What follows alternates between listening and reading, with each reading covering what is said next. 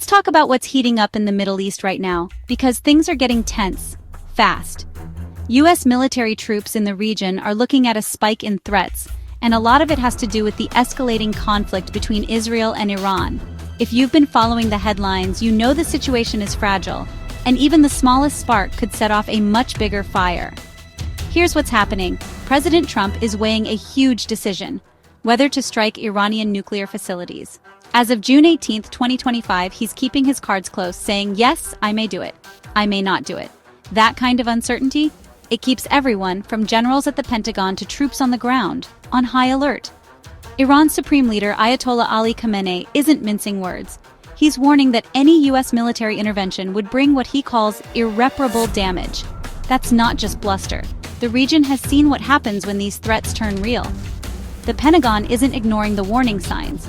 They've actually beefed up their presence, moving the aircraft carrier Nimitz from the South China Sea to join the Carl Vinson in the Middle East. The message? The U.S. is ready to defend its interests and its troops.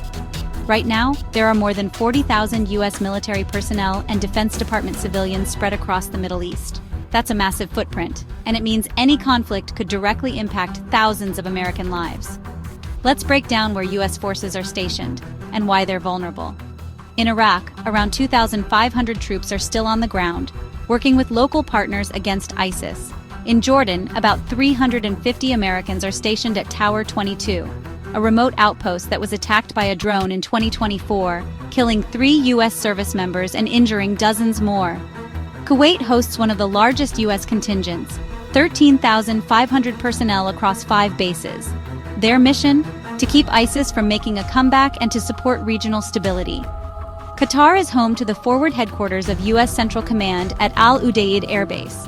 In Bahrain, the Naval Forces Central Command operates out of Manama, keeping an eye on the Gulf's crucial shipping lanes. And in the United Arab Emirates, Al Dhafra Air Base is a hub for surveillance aircraft, like the RQ-4 Global Hawk. But here's the catch: modern warfare is changing. Senator Richard Blumenthal recently sounded the alarm about something that doesn't always make headlines: a swarm of small, lightweight, slow-moving drones. These cheap, hard-to-detect threats can slip through even advanced defenses, and the U.S. knows from experience that no base is truly out of reach. History's shown us that when tensions flare, things can get ugly fast. After the U.S. killed Iranian General Qasem Soleimani in 2020, Iran responded with ballistic missile attacks on bases in Iraq. That kind of tit-for-tat is exactly what military leaders are worried about now. So what does all this mean? Simply put, U.S. forces in the Middle East are operating in a high-risk environment, with threats coming from all sides. Every decision, from the White House to the Pentagon, carries real consequences for the people on the ground.